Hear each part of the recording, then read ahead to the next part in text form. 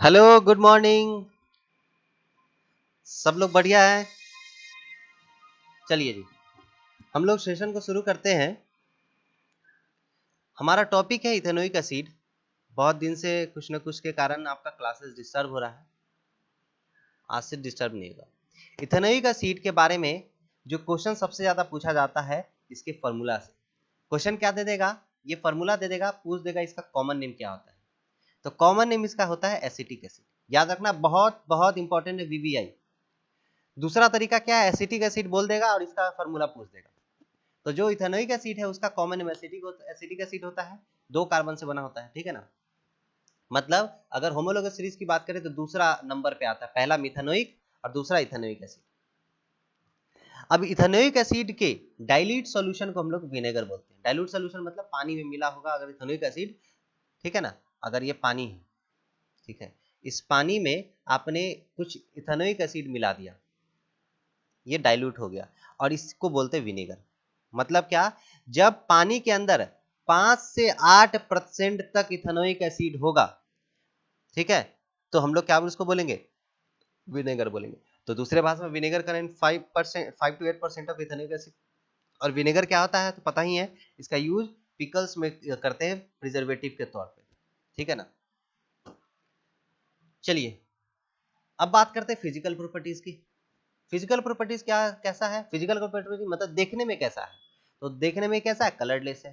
Test जब करके देखिएगा तो खट्टा दिखेगा, है ना। और इसका स्मेल कैसा आएगा? तो विनेगर का स्मेल आता है, ठीक। बॉइलिंग पॉइंट की बात करें तो 118 डिग्री सेल्सियस, केल्विन के अंदर कन्वर्ट करेंगे तो 391 केल्विन। डिग्री सेल्सियस से केल्विन में जाने के लिए क्या करते हैं? सबको पता है, 273 से हम ऐड कर देंगे अगर डिग्री सेल्सियस में, तो हम केल्विन में चले जाते हैं। इनडायरेक्टली क्वेश्चन भी आ जाता है कभी कभी एग्जाम के अंदर कि 80 डिग्री सेल्सियस दे देगा, बोल देगा इसको केल्विन में चेंज करिए, तो 273 जोड़ दीजिए, केल्विन में आ जाएगा। अब जो प्योर इथेनोइक एसिड होता है वो अगर उसको छोड़ दीजिएगा, फ्रीज कर दीजिएगा तो ठंडा हो जाएगा। ठंडा होने के बाद वो बर्फ जो जमेगा वो ग्लेशियर टाइप का दिखने लगता है ना। ग्लेशियर टाइप का दिखता है और वो ग्लेशियर टाइप का दिखने के कारण इसको प्योर इथेनोइक एसिड को हम लोग क्या बोलते हैं? गैलिकल इथेनोइक एसिड भी बोलते हैं, ठीक है। तो ये हो गया फिजिकल प्रॉपर्टीज। फिजिकल प्रॉपर्टीज के बाद बात करते हैं हम लोग केमिकल प्रॉपर्टीज। मतलब केमिकल मतलब रासायनिक गुण उसका कैसा है। तो पहला, लिटमस पेपर पे इसका क्या रोल होता है? लिटमस पेपर पे कैसा ये दिखता है, कैसा अपना छाप छोड़ता है। तो चूंकि ये एसिड है, तो एसिड के बारे में आपको पता है कि लिटमस पेपर कैसा हो जाता है? ब्लू से रेड हो जाता है ना। मान लीजिए जब आपको कोई जला हुआ चीज डाल देंगे, आपका हाथ जलने जाएगा तो क्या हो जाएगा? लाल होने लगेगा। तो लाल हो जाएगा, तो वहां से याद रखना है जब ब्लू से रेड होता है तो वो क्या बताता है कि एसिड है। और इसका जस्ट उल्टा, एसिड से रेड से ब्लू हो जाएगा तो ये क्या बताता है? बेस है, ठीक है ना। तो ब्लू से रेड हो जाता है एसिड। अब देखिए, हम लोग इथेनोइक एसिड में कोई टेस्ट करेंगे तब भी वो ब्लू से रेड होगा। अगर हम लोग हाइड्रोक्लोरिक एसिड को टेस्ट करेंगे तब भी ब्लू से रेड होगा। लेकिन यहाँ पे लिटमस पेपर ये नहीं बताता है कि कौन सा एसिड स्ट्रांग है, क्योंकि ये तो सीधे कर दिया एसिड टेस्ट, मतलब लिटमस पेपर से टेस्ट किया आपने तो ये बता दिया रेड हो गया। रेड मतलब एसिड है। तो चाहे एचसीएल को करे तब, चाहे इथेनोइक एसिड को करे तब। तो कैसे स्ट्रांग कौन है वो क्या बताता है? यूनिवर्सल इंडिकेटर, ठीक है ना। यूनिवर्सल इंडिकेटर, यूनिवर्सल इंडिकेटर के अंदर क्या होता है? जो इथेनोइक एसिड होता है उसको चेंज कर देता है कलर में। किस रूप में? ऑरेंज कलर में। यहां से क्वेश्चन आ सकता है एग्जाम के अंदर। यूनिवर्सल इंडिकेटर ऑरेंज कलर का हो जाता है कब? जब इथेनोइक एसिड का टेस्ट करते हैं। और यही यूनिवर्सल इंडिकेटर, ठीक है, यही इथेनोइक सॉरी यूनिवर्सल इंडिकेटर आपको रेड कलर का हो जाता है जब आप एचसीएल का टेस्ट करते हैं। तो ये रेड कलर क्या इंडिकेट कर रहा है? कि स्ट्रॉन्ग एसिड है।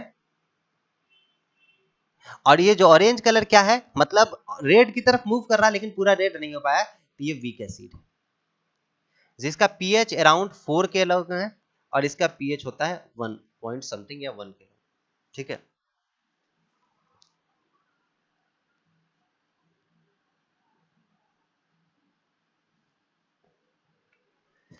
समझ में आ गया होगा ये, है ना। अब चूंकि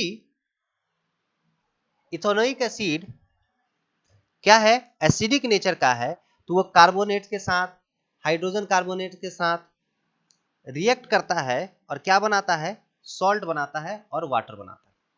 तो देखते हैं पहला रिएक्शन कार्बोनेट्स के साथ कैसे इसका रिएक्शन है। तो इथेनोइक एसिड की बात करें C3COOH, और कार्बोनेट की बात करें तो Na2CO3, Na2CO3, मतलब ये हो गया इथेनोइक एसिड और ये हो गया सोडियम कार्बोनेट। जब ये रिएक्ट होगा, जब ये रिएक्ट होगा तो क्या बनेगा, CH3CONA। क्यों बना वो समझ लीजिए। अब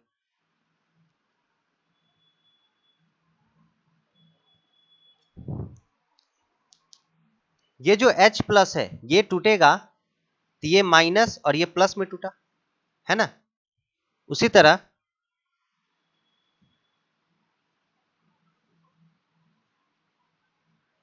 ये प्लस और ये माइनस, तो माइनस वाला प्लस के साथ, प्लस वाला माइनस के साथ, ठीक है।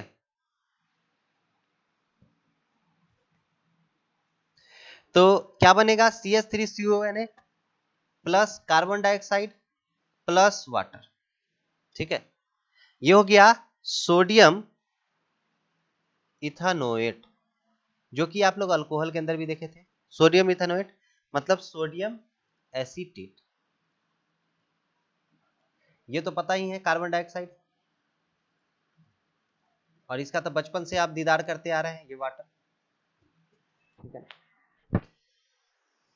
तो क्या पता चला कि इथेनोइक एसिड जब सोडियम कार्बोनेट के साथ रिएक्ट करेगा तो क्या बनाएगा, सोडियम इथेनोएट, ठीक है ना। ये कार्बोनेट के साथ इसका रिएक्शन है। अब हम लोग देखते हैं हाइड्रोजन कार्बोनेट के साथ इसका रिएक्शन। तो इथेनोइक एसिड किसके साथ, हाइड्रोजन कार्बोनेट के साथ, यानी सोडियम बाइकार्बोनेट, इसको हम लोग बोलते हैं सोडियम। डायरेक्ट यहां से क्वेश्चन आ जाता है कि सोडियम बाइकार्बोनेट का फॉर्मूला क्या होता है, तो sodium bicarbonate sodium hydrogen carbonate को ही बोलते हैं, ठीक है ना, NHCO3। जब ये रिएक्ट किया तो अगेन यहां भी क्या बनाएगा, सोडियम इथेनोएट ही बनाना है इसको, ठीक है ना, सोडियम इथेनोएट ही बनाना है, और साथ में कार्बन डाइऑक्साइड और वाटर बनेगा, ठीक है ना। तो क्या पता चला, चाहे कार्बोनेट के साथ रिएक्शन हो चाहे हाइड्रोजन कार्बोनेट का, दोनों परिस्थिति में सोडियम इथेनोएट ही बनाना है, मतलब सोडियम एसिटेट ही बनाना है। और ये जो दोनों टेस्ट है,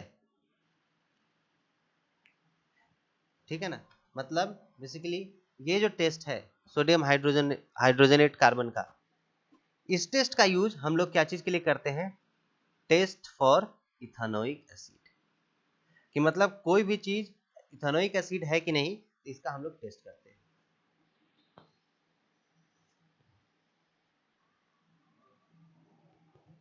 ठीक है।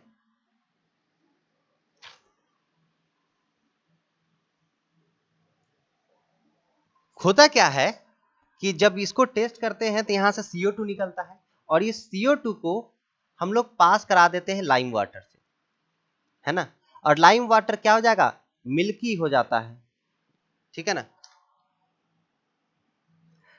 तो इससे क्या पता चला कि ये इसमें इथेनोइक एसिड है। सर कैसे, नहीं समझ में आया, बिल्कुल पता था नहीं समझ में आया। जब आपने इथेनोइक एसिड को सोडियम हाइड्रोजन कार्बोनेट के साथ रिएक्ट किया, तो अगर उसमें से CO2 निकल रहा है तो वो क्या बताता है कि ये इथेनोइक एसिड है।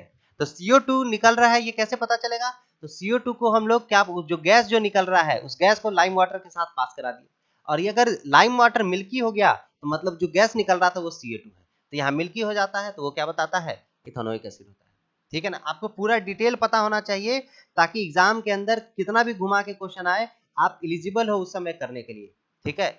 जब इथेनोइक एसिड के साथ सोडियम हाइड्रोजन कार्बोनेट मिलाएंगे तो गैस निकलेगा, उस गैस को हम लोग लाइम वाटर के साथ पास कराते हैं, अगर जो गैस जो है इसको मिल्की बना दिया तो मिल्की ये शो करता है कि वो इथेनोइक एसिड है, ठीक है। अब बात करते हैं रिएक्शन विद सोडियम हाइड्रोक्साइड, है ना। इथेनोइक एसिड का रिएक्शन सोडियम हाइड्रोक्साइड से यानी NaOH से। ये इथेनोइक एसिड है, ये सोडियम हाइड्रोक्साइड है, ठीक है। अगेन यहाँ पे ये प्लस ये माइनस, ये प्लस ये माइनस, तो प्लस वाला माइनस के साथ, सॉरी प्लस वाला, ये प्लस ये माइनस, ठीक है। तो जो माइनस होगा वो प्लस के साथ और जो प्लस होगा वो माइनस के साथ, उल्टा CH3COO इसके साथ Na आ गया और H प्लस था तो उसके साथ OH आ गया, नहीं H2O, ठीक है ना। ये हो गया अगेन सोडियम इथेनोएट यानी सोडियम एसीटेट। तो क्या पता चला, इथेनोइक एसिड जब बेसिस के साथ, बेसिस मतलब सोडियम हाइड्रोक्साइड बेस है ना, बेसिस के साथ रिएक्ट करेगा तो क्या बनाएगा, सॉल्ट बनाएगा और साथ में वाटर बनाएगा। ये सॉल्ट हो गया और ये वाटर बनाएगा। मतलब इथेनोइक एसिड जब बेस के साथ रिएक्ट करेगा तो क्या बनाता है, सॉल्ट बनाता है और साथ में साथ वाटर बनाता है, ठीक है।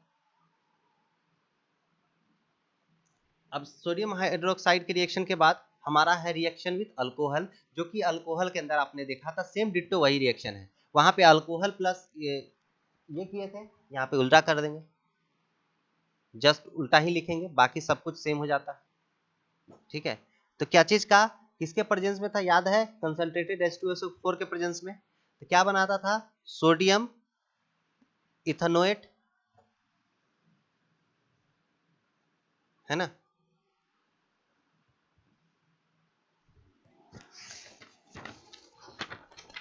सोडियम इथेनोएट C2H5,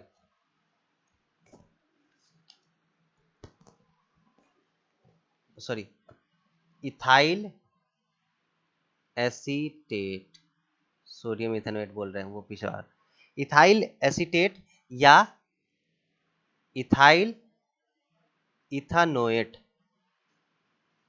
ठीक है ना। और इसका स्मेल कैसा होता था, स्वीट स्मेल होता था, यही ईस्टर होता था और साथ में क्या चीज बनता था, वाटर, ठीक है ना। और इसका भी यूज करते हैं हम लोग किसके, एसिड टेस्ट के लिए, ठीक है।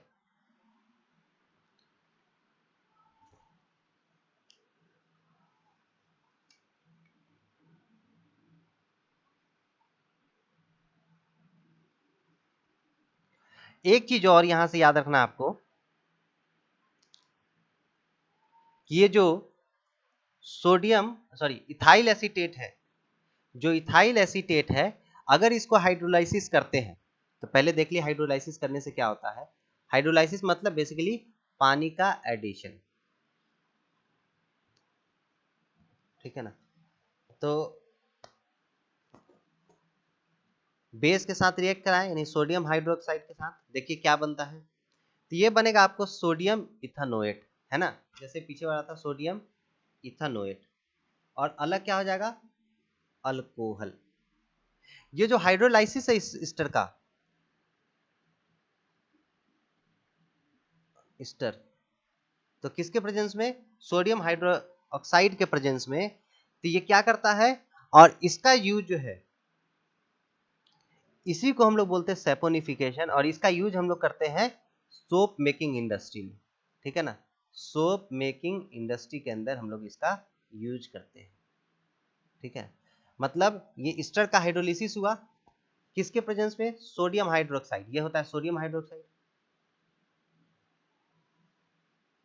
ठीक है। और इसका टेस्ट हम लोग जो है इसको यूज करते हैं, ईस्टर टेस्ट को हम लोग यूज करते हैं टेस्ट फॉर इथेनोइक एसिड को, ठीक है ना। इथेनोइक एसिड के टेस्ट के लिए भी यूज करते हैं, कैसे, तो हम लोग क्या करेंगे,